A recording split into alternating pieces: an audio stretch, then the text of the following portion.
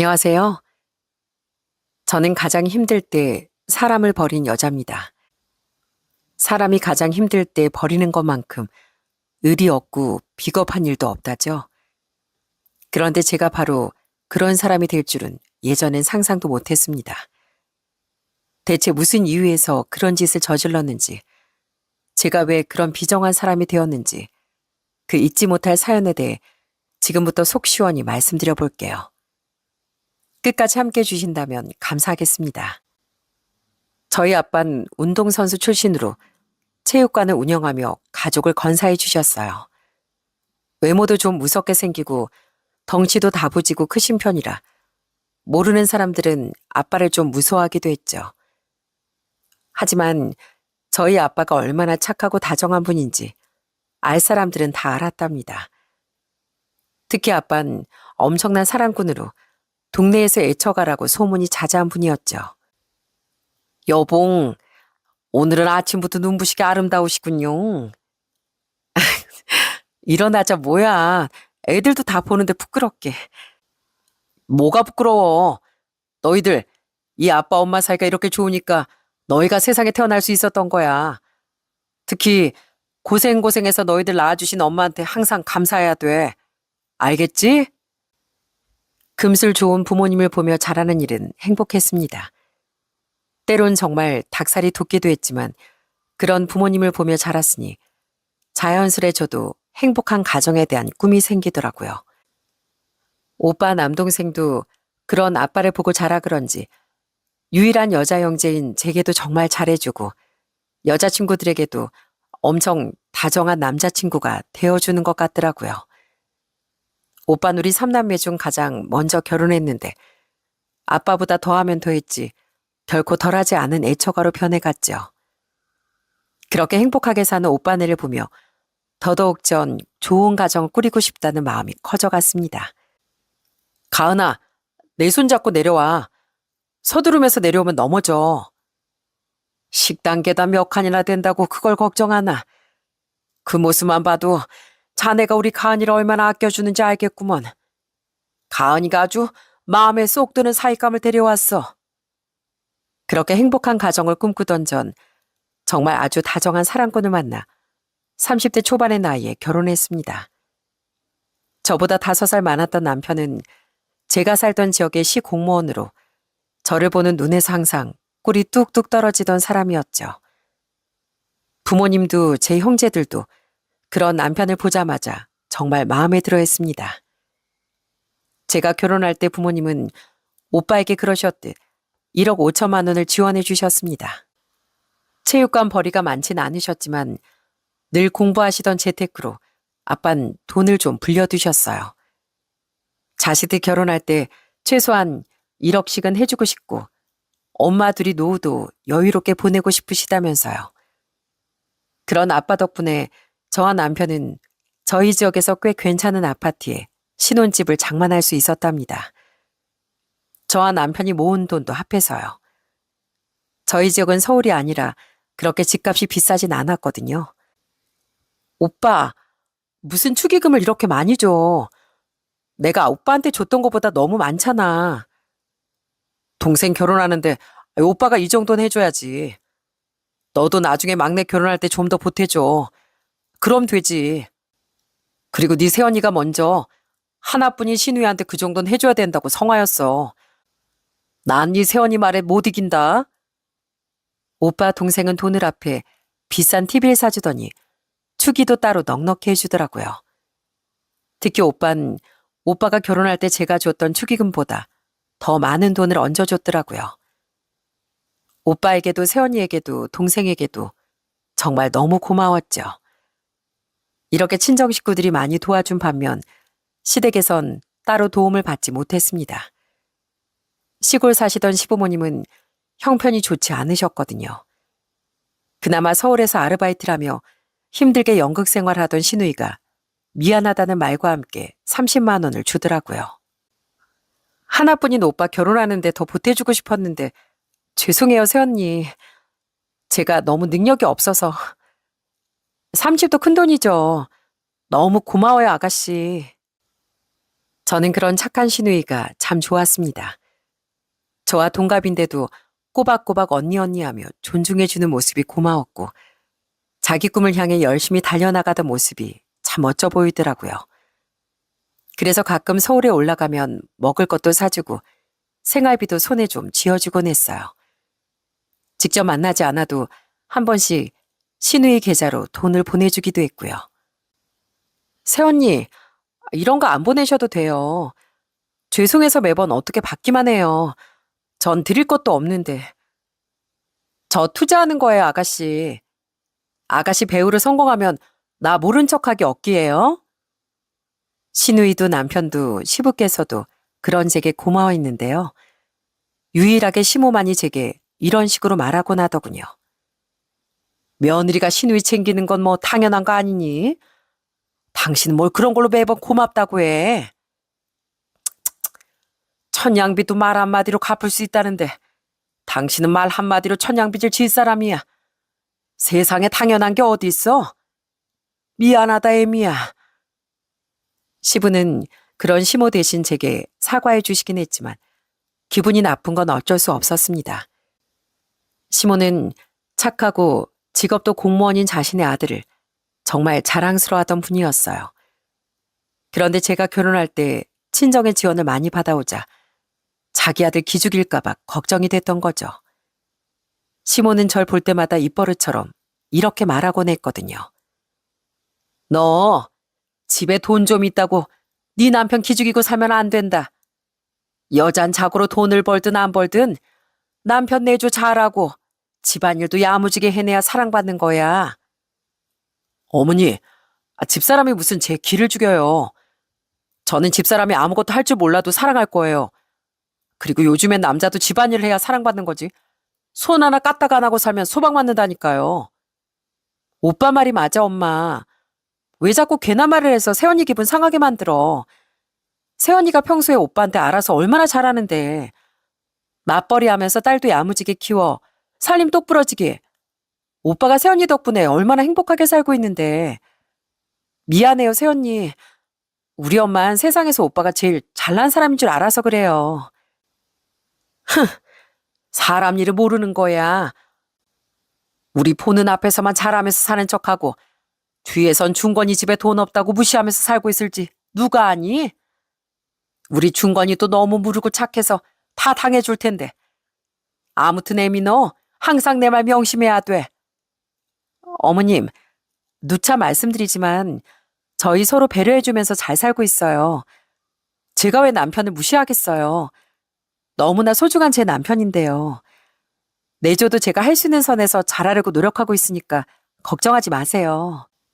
남편부터 시작해 다른 가족은 모두 제 편이 되어주니 저도 시모에게 적당히 내내하며 시댁의 도리도 잘하고 살 수 있었어요. 굳이 나를 세우는 것보단 그렇게 집안의 평화를 지키는 편이 낫다고 생각했거든요. 물론 제가 그럴 수 있었던 건 남편 또한 저희 친정에 정말 잘해줘서였기도 해요. 오메나, 이 집안 사이를 아주 잘 들였네, 잘 들였어. 장모 한갑이라고 사이가 춤까지 준비해놨네. 우리 사이 멋지지? 아주 보기만 해도 예뻐 돌아가시겠어. 우리한테도 이렇게 잘하는데 우리 가은이 말엔 완전 껌뻑 죽는다니까. 남편은 저희 아빠 체육관 앞까지 놀러가 저 없이도 소주 한잔하고 오기도 하고 저희 엄마 환갑잔치 때 노래뿐 아니라 춤도 두 곡이나 췄었습니다. 친척들도 엄마의 친구분들도 저 집 사이가 아주 최고라며 손뼉을 치셨죠. 오빠네와 동생은 서울에 살아 자주 만나지 못했는데 그래도 만나면 남편은 마치 자기가 오빠와 동생의 친형제인 것처럼 정말 허물없이 잘 지내더라고요. 그리고 무엇보다 남편은 저와 저희 딸에게 정말 잘했습니다. 여보, 여보 나왔어. 어머, 오늘 회식 있다더니 왜 이렇게 빨리 들어왔어?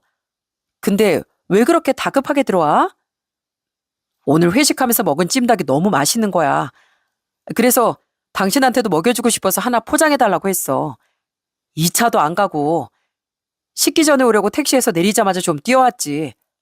나 잘했지? 채윤아, 우리 딸 아빠하고 목욕할까? 이것 봐라. 우리도 같이 목욕하자고 하네. 여보, 채윤이 내가 시킬게. 당신은 좀 쉬고 있어. 남편은 어딜 가나 제 생각부터 해주던 다정한 사람이었어요. 점심시간에도 갑자기 맑은 하늘을 보니 제 생각이 났다며 전화를 걸기도 하고 회식하다 말고 져줄 음식을 포장해 집으로 달려오기도 했죠. 어린 저희 딸도 어찌나 잘 챙겼는지 모릅니다. 저희 딸이 유독 엄마 껌딱지라 제가 많이 힘들어했는데 어떻게든 딸을 어르고 달래 절 쉬게 해주려 많이 노력하기도 했죠. 또 어딜 가나 그렇게 아내인 제 자랑을 해주기도 하더라고요. 장모님, 이거 사진 보실래요? 이번에 집사람이 만들어준 전골인데요. 거기 표고버섯 예쁘게 손질해둔 것 좀 보세요. 손끝이 정말 야무지지 않아요? 아휴, 정말. 그냥 평범한 음식 사진인데 뭘 그렇게 칭찬해. 나 민망해. 사람들이 밖에 나가면 팔불출이라고 한다고. 도라, 네 아빠도 전에 밖에 나가면 꼭 저랬어. 아유, 어떻게 딱 네 아빠처럼 다정한 남편을 만났니? 고맙네, 황서방. 우리 가은이 많이 아껴줘서. 제가 더 감사하죠. 집사람이 저한테 얼마나 잘해주는데요. 그런 집사람을 낳아주고 키워주셔서 제가 항상 감사하고 있습니다, 장모님. 저희 부모님은 그런 사위를 정말 예뻐하셨습니다. 저 몰래 따로 용돈도 챙겨주시기도 하더라고요. 이렇게 남편이 저와도 친정 식구들과도 잘 지냈기에 저도 시모에게 잘하려고 노력할 수 있었던 거죠. 하지만 그런 제 노력에도 결국 시모와 제 관계는 악화되고 말았어요. 저는 결혼한 지 5년 뒤 운이 좋게 전보다 훨씬 크고 좋은 회사로 이직했었습니다. 연봉도 많이 올라가면서요. 나름대로 저희 지역에서 다닐 수 있는 회사 중 정말 좋은 곳이었기에 너무 기쁘더라고요. 남편이 시댁에 갔던 날 그런 제 자랑을 했었습니다. 우리 집사람 진짜 대단하죠? 착하지 예쁘지 거기다 능력까지 좋다니 이런 완벽한 며느리가 어디 있어요. 전엔 그냥 비슷했는데 이젠 집사람 연봉이 저보다 훨씬 높다니까요. 시부와 시누인 축하한다며 박수도 쳐주더라고요. 그런데 시모는 입을 삐죽하더니 또 초를 치는 겁니다. 여자가 머리가 저렇게 커져서야 아주 남편을 잡아먹겠네. 잡아먹겠어. 여자가 할 수 있는 자랑은 남편 자랑, 자식 자랑 이런 거지. 뭐 대단한 능력이라고 돈벌이를 자랑하니? 너, 네가 그렇게 돈 잘 버는 거 다 우리 중건이가 외조 잘해준 덕분이야. 그거 잊지 마. 그까지 돈 몇 푼 좀 번다고 우리 아들 밥이라도 굶겨봐라. 내가 가만두나. 시모는 제가 남편보다 연봉이 높아진 게 정말 마음에 안 들었던 겁니다. 그땐 너무 기분이 나빠 평소처럼 내내가 안 되더라고요. 남편과 다른 가족들도 당황해서 시모에게 한 소리씩 하긴 했지만 그날은 저도 한마디 안 하곤 못 참겠더라고요. 어머님, 제가 저희 친정에서 도움받은 것도 제가 남편보다 돈 잘 버는 것도 다 그렇게 마음에 안 드세요? 그럼 저 친정에서 받은 것 남편이랑 같이 대출받아서라도 다 반납하고 올게요. 그리고 제가 남편 기죽일까봐 그렇게 걱정되시면 그냥 회사도 그만두고 남편 외벌이로 살고요. 정 돈 부족해지면 남편이 막노동이든 대리운전이든 해서 제 벌이를 메꿔 오겠죠 뭐. 그럼 속 시원하시겠어요? 뭐라고? 얘가 지금 뭐라는 거야? 그동안 어머님이 계속 그러시는 거 그래도 아랫사람인 제가 좀 굽히는 게 현명하다고 생각해서 그냥 알겠습니다 했던 거예요. 근데 제가 남편을 잡아먹겠다는 말까지 하시고 계속 그렇게 저 못마땅해 하실 거면 차라리 그 편이 낫지 않겠어요? 저도 속 편히 애 키우고 내조하면서 어머니 말씀처럼 살면 어머님한테 그런 말 들을 필요도 없고 좋잖아요. 저 그렇게 살면 될까요? 그러면 어머님이 만족하시겠어요? 저도 정말 참다 억울해서 말씀드리는 거예요. 너 지금 이 시애미한테 대드니? 얘 목청 키우는 것 좀 봐. 기가 막혀서 정말. 제 말이 뭐가 틀렸어요? 제가 솔직히 뭘 잘못했나요? 따지고 보면 제가 친정에서 도움 받아온 덕에 어머님 아들이 대출 안 받아도 됐던 거잖아요. 또 제 연봉이 높아지면 남편도 그만큼 넉넉하게 살 수 있는 건데 대체 제가 뭘 잘못한 거냐고요. 그래도 전 시어머니라고 다 참고 효부 노릇하려고 노력했는데 바로 그게 잘못이었던 것 같네요. 제가 우습게 보여서 지금 어머님이 저한테 그런 막말도 서슴없이 하셨을 테니까요. 저 앞으로 전처럼 바보같이 참고만 안 살 겁니다. 처음 보는 사납쟁이 같은 모습에 시몬 아무 말도 못하고 하, 차 하는 말만 반복하더군요.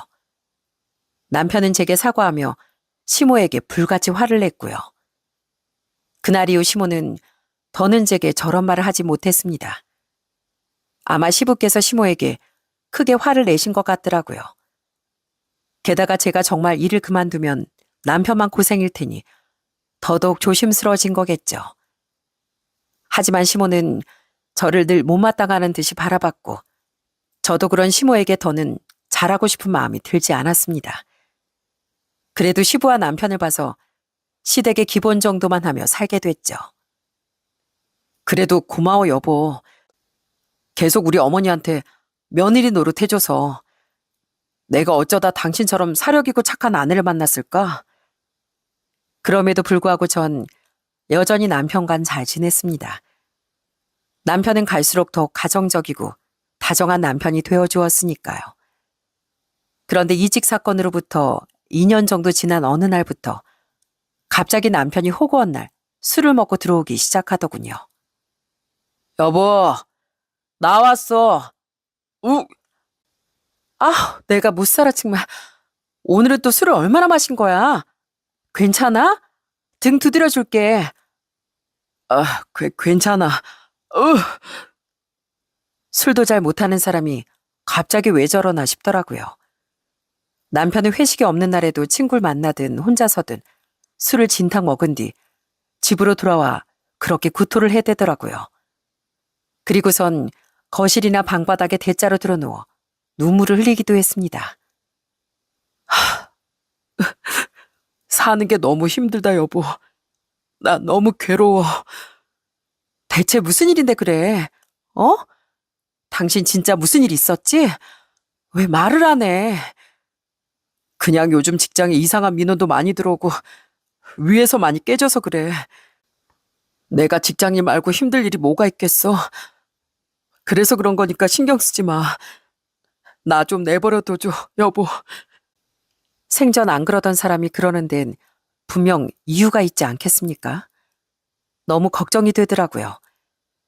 자면서도 막 눈물을 흘리고 이기지도 못할 술 때문에 숙취에 시달리기도 하는데 도통 영문을 모르겠으니 답답해 미칠 노릇이었죠. 그냥 직장일이 너무 힘들어서 그렇다는데 뭐 얼마나 힘든 일이 있었는지도 말해주지 않으니 참 답답하더라고요. 아내로서 함께 아픔을 나눠주고 남편의 힘듦을 더 이해해주고 싶었거든요. 건강이 상하니 적당히 먹으라는 말을 하긴 했지만 그래도 한동안 전 남편을 내버려 두었습니다. 남편을 믿었던 만큼 이 사람이 말을 안 하는 데는 이유가 있겠지 하고 생각했던 거죠. 북엇국도 끓여주고 다 뒤집어졌을 속을 위해 순한죽도 끓여주며 전 그렇게 남편을 챙겨주려 노력했어요. 하지만 그런 이해와 반대로 걱정이 되는 건 어쩔 수 없겠더라고요. 여보, 안주라도 좀 챙겨가면서 술 마셔. 웬만하면 좀 적당히 먹고, 그러다 진짜 당신 건강 크게 상해. 당신이 아프면 내 가슴이 얼마나 찢어지겠어. 알겠어. 미안해. 근데 나 당분간은 이대로 좀 더 그냥 내버려 둬줘. 나 혼자 좀 있고 싶어. 평소 같았으면 제게 걱정 끼치는 것조차 싫어했을 사람이었는데 정말 무슨 일이 제대로 있긴 있구나 싶더라고요. 그렇게 몇 달이 지났던 어느 날 기어코 사달이 일어났습니다. 피잖아 여보. 여보. 남편은 그날 집에서 혼자 술을 마셨는데요. 술을 마시다 그만 피가 섞인 구토를 하더니 어지러운 듯 그대로 쓰러지고 만 겁니다. 정신을 잃은 건 아니었지만 얼굴이 창백해져선 스르륵 주저앉더라고요. 전 경악하며 얼른 구급차를 불렀고 남편은 우선 입원 조치가 된 뒤 다음날 내시경을 받았습니다. 그때 의사 선생님은 불길한 말씀을 하시더라고요. 조금 의심되는 부위가 보여서 조직 검사를 했어요. 검사 결과 며칠 뒤 나올 예정이니 그때 외래 진료에서 확인하시죠. 남편은 퇴원을 했고 우린 불안한 마음으로 검사 결과를 기다렸습니다. 그리고 며칠 뒤 우린 아주 충격적인 검사 결과를 듣게 됐어요. 위암이요? 제가요? 네, 조직 검사 결과 위암이 맞습니다. 다만 다행히도 아주 초기 단계에서 발견됐습니다. 남편분이 피를 토하신 건 종양이 있던 부위 점막이 술 때문에 자극을 받아 출혈이 생겼기 때문이고요. 지금 단계라면 수술만으로도 완치를 기대할 수 있으니까 지나치게 비관하지 않으셔도 됩니다. 남편은 위암 일기 판정을 받았던 거예요. 의사는 이렇게 초기에 발견되는 경우는 드물다며 천운이었다고 말하더라고요. 저도 그렇다고 생각하긴 했지만 남편은 집으로 들어와 정말 어린애처럼 엉엉 울었습니다. 아무리 초기라도 암은 암이잖아. 나중에 재발될 수도 있는 거고. 완치될 확률이 높다잖아. 너무 걱정하지 말고 우선 수술부터 잘 받자. 어? 항암도 안 받아도 될 것 같다니까. 너무 힘들진 않을 거야. 내가 옆에서 잘 이겨낼 수 있도록 도와줄게. 당신이 자꾸 우니까 나도 자꾸 눈물 나잖아. 울지 마, 여보. 다 잘 될 거야. 그래도 암이 뭐야, 암이. 왜 하필 나한테 이런 일이 생긴 거야? 요즘 나 진짜 되는 일이 하나도 없는 것 같아. 왜 자꾸 자신에게 힘든 일이 생기냐며 남편은 눈물을 멈추지 못했어요. 저는 그런 남편을 끌어안고 함께 흐느끼며 달래줬죠. 이후 남편은 직장에 병가를 냈고 바로 저희 지역에 있는 대형 병원에 수술을 예약했습니다. 예약이 많이 밀려 있었는데 그래도 남편은 3주 뒤 수술을 예약할 수 있었어요. 그렇게 수술날을 기다리며 남편은 필요한 검사들을 받기 위해 병원을 왔다 갔다 해야 했는데요. 저는 회사에 휴가를 내고서라도 직접 차를 몰아 남편을 병원에 데리고 다녔습니다. 그렇게라도 겁에 질린 남편에게 힘이 되어주고 싶었거든요. 그렇게 남편의 수술이 약 일주일 뒤로 다가왔던 날, 남편은 시모에게 전화를 걸어 더 늦기 전에 자신의 암 소식을 알리더라고요. 어머니, 저 위암이래요. 저 며칠 뒤에 수술 받아요. 뭐? 네가 암이라고? 얼마나 심각하대? 다행히 일기에 기적적으로 발견됐대요. 그러니 너무 걱정은 마세요. 아버지께도 말 좀 잘 전해주시고요. 아이고, 일기든 이기든 어쨌든 그 무섭다는 암 아니냐. 착하게 살던 네가 왜 하필 그런 무서운 병에 걸렸어? 남편이 암이라는 말을 듣자마자 시모는 오열을 하더라고요. 잠시 뒤 시모에게서 전화를 바꾼 시부께서도 크게 놀라셨는지 울먹거리는 목소리를 감추지 못하셨죠. 그 뒤 우린 저희 친정에도 남편의 소식을 알렸고 같은 지역에 살던 저희 부모님은 저희 집까지 한달음에 달려와 남편을 끌어안고 위로를 해주셨습니다. 그래도 그렇게 일찍 발견됐다니 하늘이 도왔네. 하늘이 도왔어. 진즉 말하지. 그럼 우리가 뭐라도 더 챙겨줬을 텐데. 너무 겁먹지 말게. 응, 다 잘 될 거야.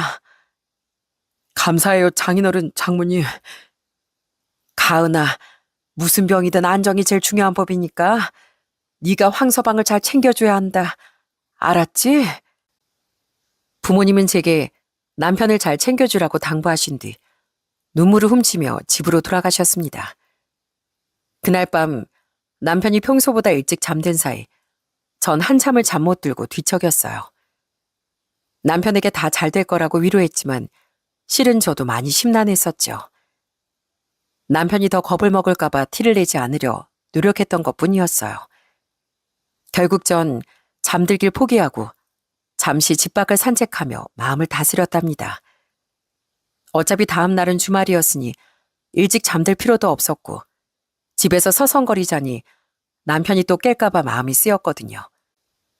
그러다 문득 그날 남편을 병원에 데리고 다녀왔을 때 핸드폰을 뒷좌석에 두고 내렸던 게 생각나더라고요. 아, 내가 정신이 없긴 없었네. 그걸 다 까먹고. 저는 집에서 차키를 챙겨 차로 향했습니다. 저는 바로 뒷좌석 문을 열고 핸드백을 챙겼어요. 그런데 핸드백이 있던 곳 뒤쪽에 웬 휴대폰 하나가 끼어 있더군요. 웬 휴대폰이지? 내 건 여기 있고 남편 건 아까 침대 옆에 있는 거 봤는데?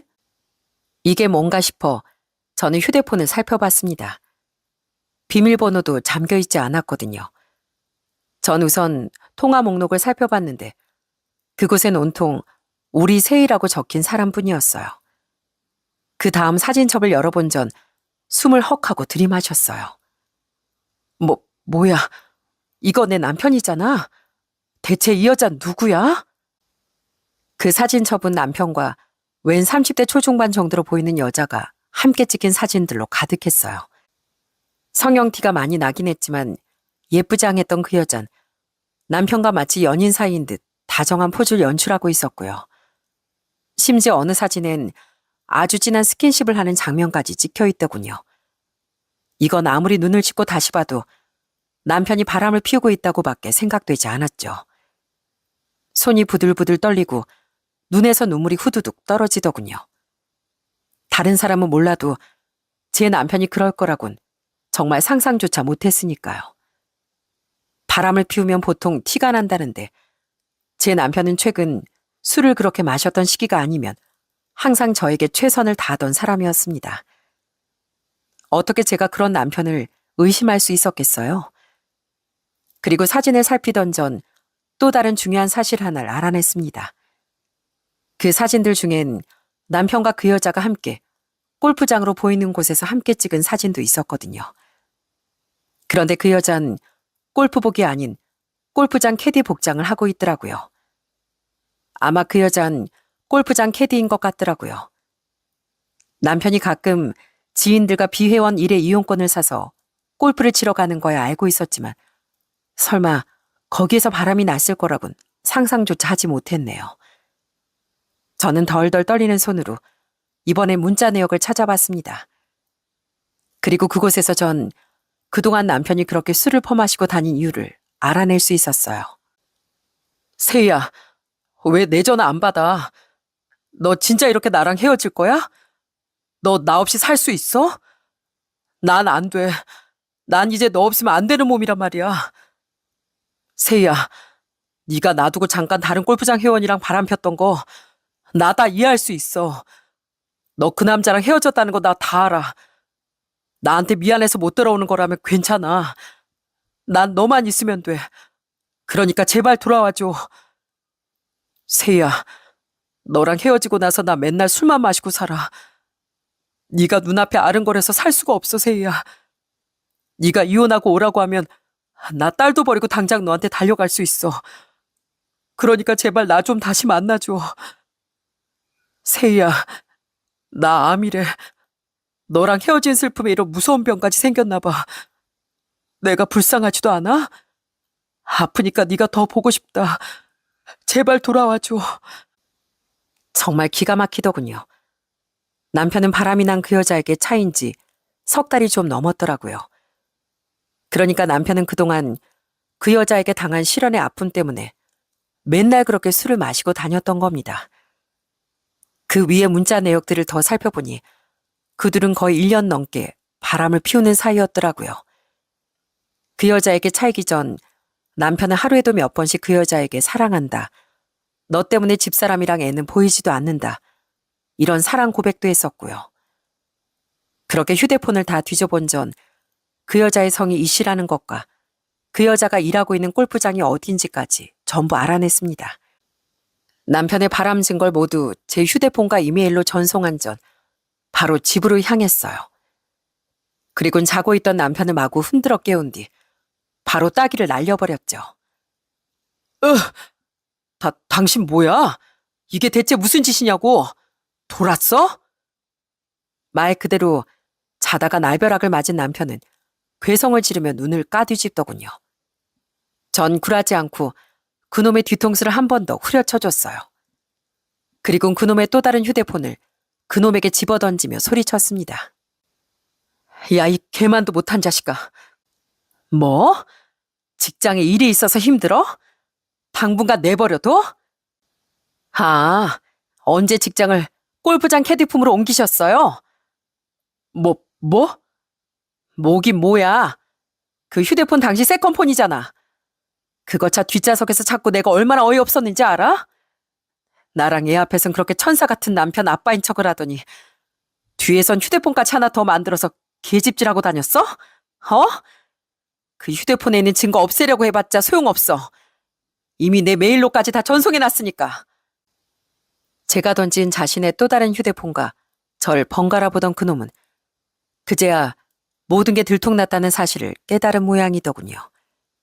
상황 파악이 빨랐던 남편은 바로 제 앞에 무릎을 꿇고 싹싹 빌기 시작했습니다.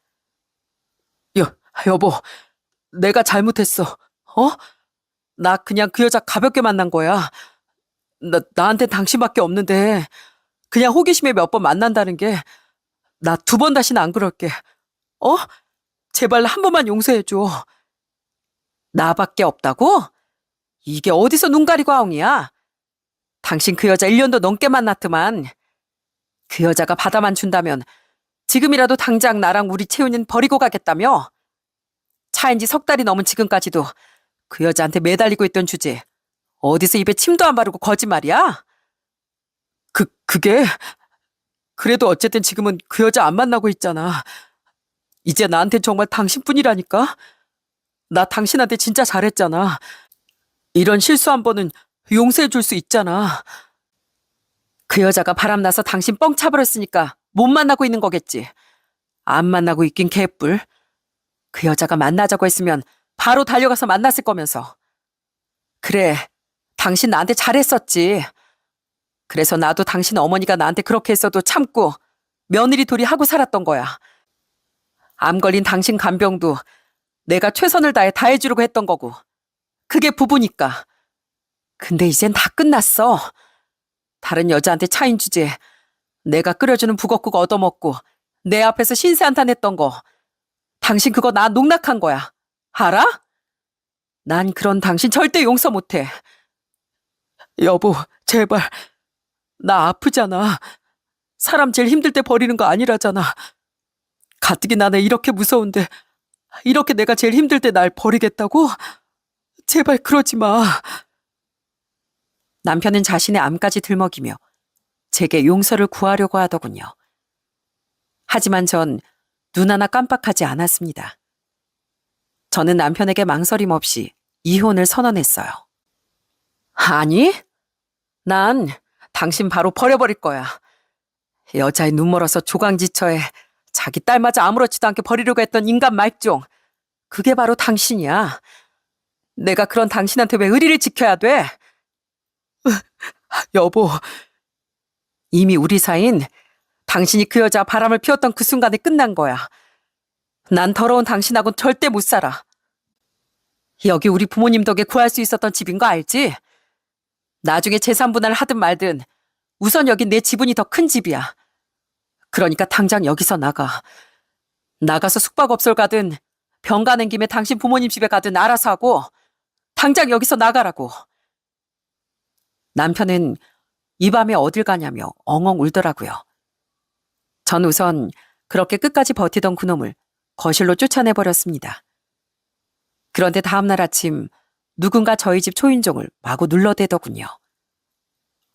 어머니, 어떻게 이 아침부터 여길... 새벽같이 차 타고 왔다. 애미 어디 있냐? 나 애미한테 볼 일이 있어서 왔어. 그 사람은 바로 시모였습니다. 깜빡 잠에 들었던 전 밖에서 들리던 남편과 시모의 목소리에 눈을 비벼 뜬 후 거실로 나가봤어요. 그곳엔 왠지 화가 잔뜩 난 표정의 시모가 씩씩대며 절 찾고 있더라고요. 그리고 시모는 절 보자마자 냅다 달려와 제 뺨을 후려쳐버렸습니다. 아! 어머님, 이게 지금 뭐 하는 짓이에요? 전 너무 놀라 세댄 소리로 물었습니다. 그런 제 물음에 한다던 시모의 대답은 기가 막히기 짝이 없었죠. 너 그렇게 우리 아들한테 알아서 잘하고 있다고 큰소리 뻥뻥 치더니만 이게 무슨 꼴이야? 네가 얼마나 엉망으로 내조랬길래 그 건강하던 우리 준건이가 암에 걸리냐고, 암에. 왜 넌 멀쩡한데 우리 준건이만 그런 무서운 병에 걸렸냔 말이야. 내가 너무 열이 뻗쳐서 새벽같이 달려왔다. 진짜 어이가 없어서. 그러니까 저 인간 암 걸린 게 지금 저 때문이다, 이거예요? 뭐야? 저 인간? 아직 아무것도 몰랐기에 시모는 제게 그딴 짓을 할 수 있었던 겁니다. 시모의 말도 안 되는 억지에 정말 실소가 새어나오더라고요. 헛웃음을 지며 남편들어 저 인간이라고 칭하던 제게 시모는 기가 차다는 듯 되물었습니다. 저는 그런 시모에게 그 한심한 진실을 알려주었죠. 예, 인간이요. 아니, 저 멍멍이 자식이요. 제 눈엔 저 인간 지금 사람으로도 안 보이거든요. 뭐야? 얘 준거나, 쟤 아까부터 뭐라는 거니? 너 아직 잠 덜 깼니? 아니요, 저 잠 다 깼는데요. 잘 들으세요, 아줌마. 저 인간이랑 이혼하기로 해서 이젠 아줌마 며느리도 아니거든요. 뭐, 이혼? 네, 이혼이요. 저 인간이요. 1년 넘게 골프장 캐디랑 바람 피우고 있었대요. 세상 착한 남편인 척은 다 하면서 뒤론 더러운 호박실 까고 있었다고요. 그러다 3달쯤 전에 그 여자한테 차였대요. 그 여자가 바람이 났다네요. 제발 돌아와달라. 애도 아내도 다 버리고 너한테 가겠다. 이 난리를 치면서 그 여자한테 얼마나 매달렸는지 몰라요. 그 여자한테 차였다고 3달 넘게 그렇게 술까지 퍼마시고 다니다 결국 이 꼴이 난 거라고요. 아니, 지금 너 대체 무슨 말을... 못 알아들으셨어요? 이 인간 천벌 받은 거라고요.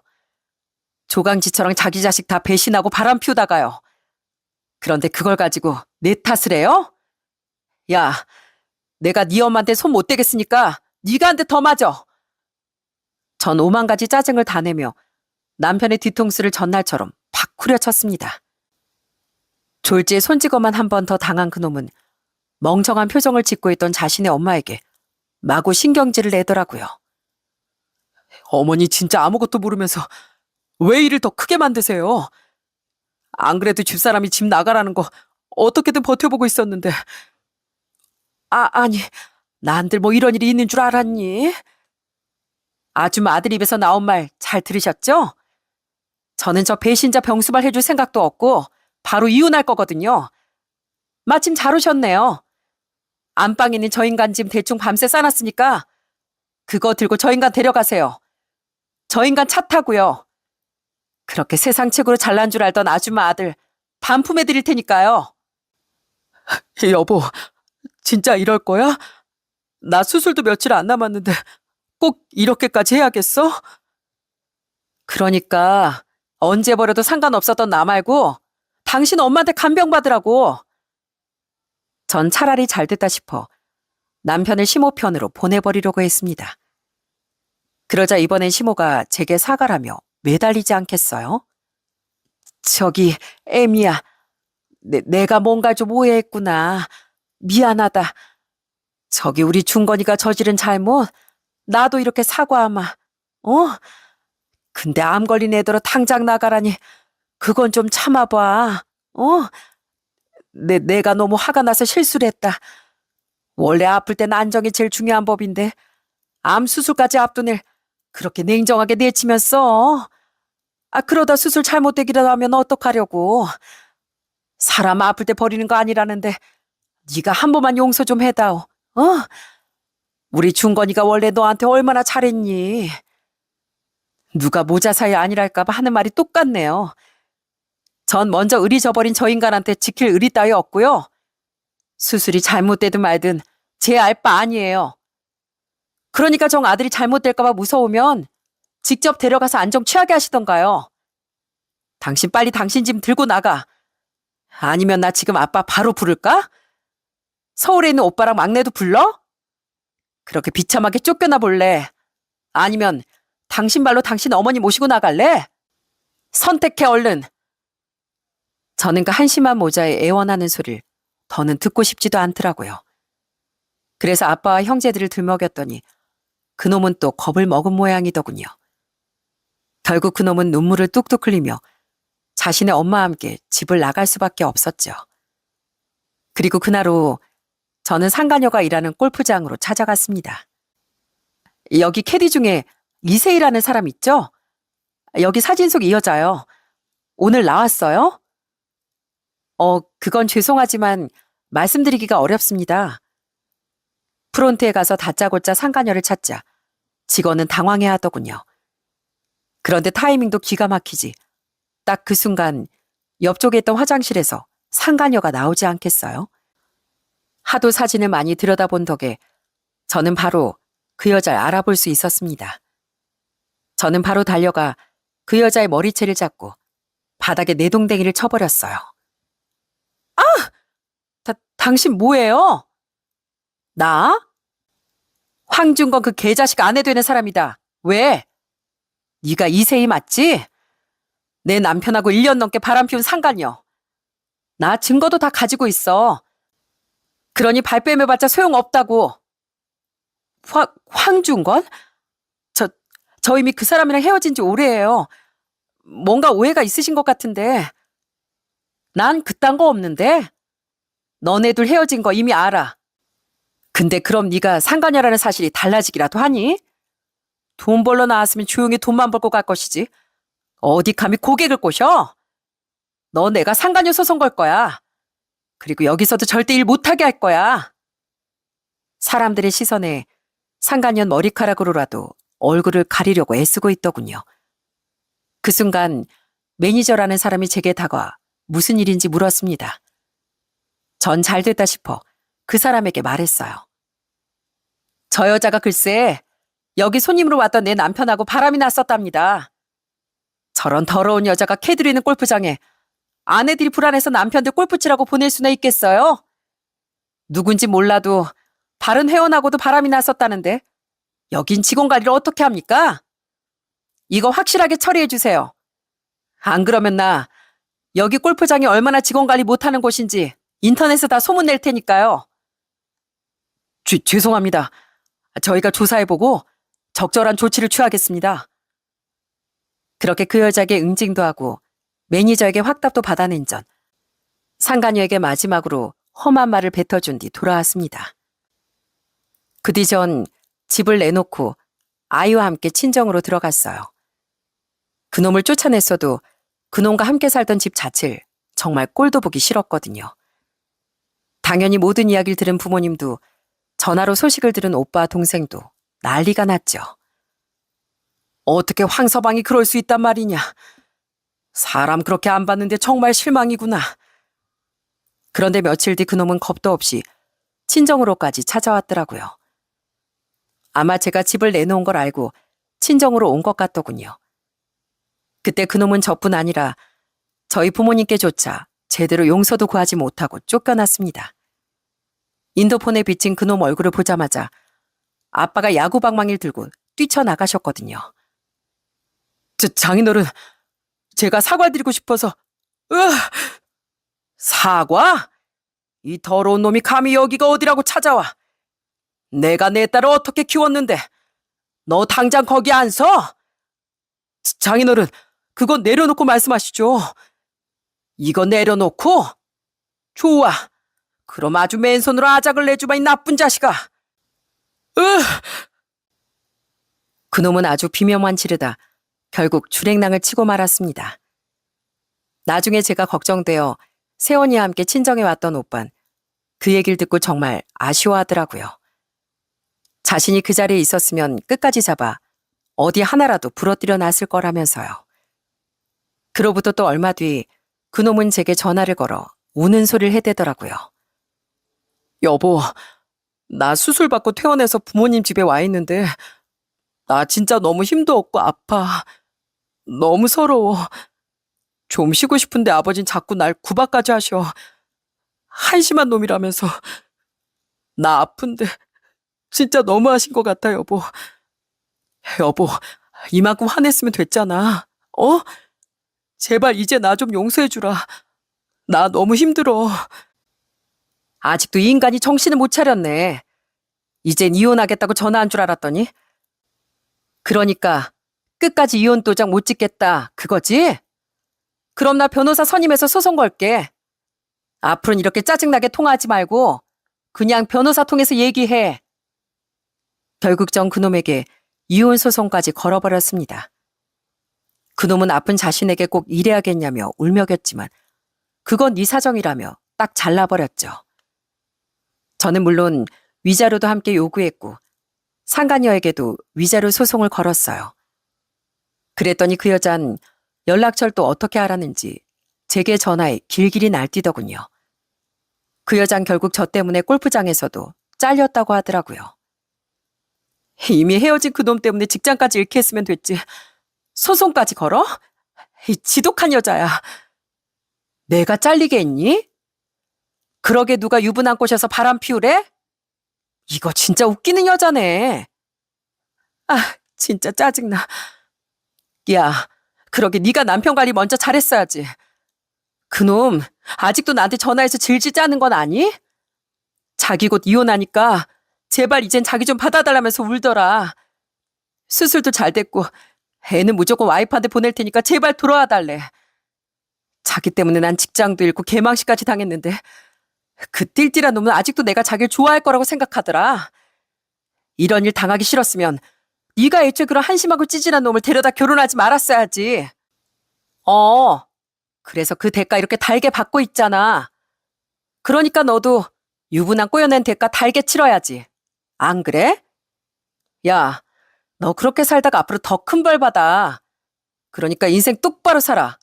여자 망신 그만 시키고. 정말 기가 막히더군요. 남편은 저와 그 여자 둘 모두에게 매달리고 있었던 겁니다. 진짜 뭐 이런 인간이 있나 싶더라고요. 그 여자에게 소리를 지르고 전화를 끊은 전 다음 날 또 남편에게 전화를 받았어요. 그놈은 제가 아무것도 모르는 줄 알고 또 우는 소리를 하며 매달리려고 했죠. 저는 그놈에게 차마 이곳엔 적을 수 없는 심한 쌍욕을 해준 뒤 전화를 끊어버렸습니다. 그 뒤 전 소송에서 이겨 그 두 연놈에게 위자료도 각각 받아내고 이혼도 할 수 있었어요. 물론 딸아이도 제가 데려왔고요. 이혼이 마무리된 뒤 시부와 시누인 제게 전화를 걸어 진심으로 사과를 해주더라고요.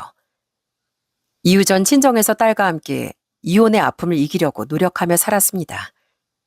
그런데 몇 달 뒤 전 가끔 연락하고 지내던 시누이에게 충격적인 소식을 듣게 됐어요.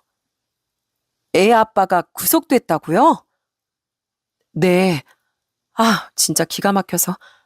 진짜 오빠 별의 별짓을 다 하고 살았더라고요. 전 남편은 구속 수사를 받고 있었던 겁니다.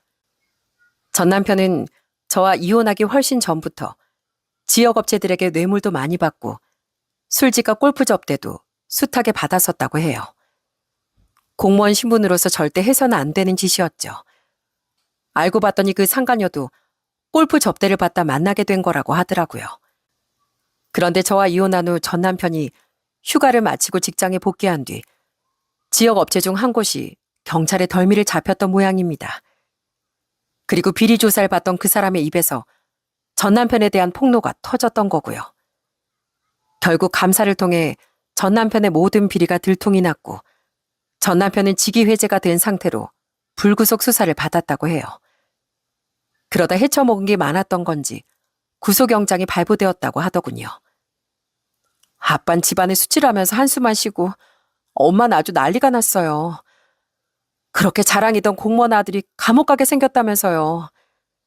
진짜 이런 말하기 좀 그렇지만 새언니는 진짜 이혼 잘했어요. 시누인 집안이 발칵 뒤집혀졌다며 한숨을 쉬더라고요. 그렇게 앞에서 온갖 착한 척은 다 하고 살더니 바람 피우고 비리 저지르고 전 남편은 아주 속이 썩은 인간이었던 겁니다.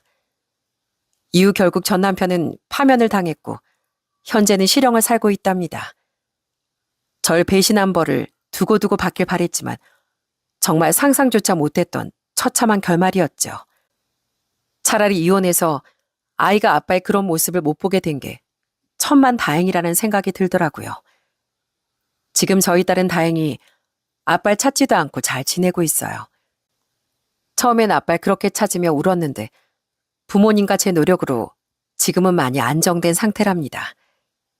오빠네와 동생도 종종 와서 저희 딸을 많이 챙겨주고 있고요. 아직 아이가 어려서 부모가 왜 이혼했는지에 대한 이유를 솔직하게 들려주지 못했어요. 그래도 언젠간 아이에게 진실을 알려줘야 할 텐데 우선 그때까지 아이의 마음을 보듬어주며 엄마로서 최선을 다해 살아갈 생각이에요. 저희 부모님은 아직도 절 많이 걱정하시는데 70대 중반을 바라보고 계신 두 분을 보면 너무나 죄송한 마음이 앞서곤 합니다. 새언니와 잘 사고 있는 오빠처럼 좋은 모습을 보여드렸어야 했는데 전 그러질 못했으니까요. 하지만 이혼해도 잘 살 수 있다는 모습을 보여드리기 위해 정말 씩씩하게 살아가려고 노력하고 있어요. 전 오래도록 부모님께 효도하면서 그렇게 두 분의 자식으로서 제 딸의 엄마로서 열심히 살아가려고 합니다. 전 남편을 떠올리면 세상에서 제일 알기 어려운 게 사람인 것 같다는 생각이 들더군요. 그렇게 착하고 순했던 사람이 뒤론 온갖 한심한 짓을 저지르고 살았을 줄 누가 알았겠어요? 이래서 열길 물속은 알아도 한길 사람 속은 모른다는 말이 있나 보더라고요. 혹시 여러분 주위에도 제 전 남편처럼 양의 탈을 쓴 늑대가 있을지도 모릅니다. 그러니 늘 주위를 잘 살피시길 바래요. 저처럼 뒤늦게 뒤통수를 맞는 것보단 미리 알고 멀리하는 게 훨씬 나을 테니까요.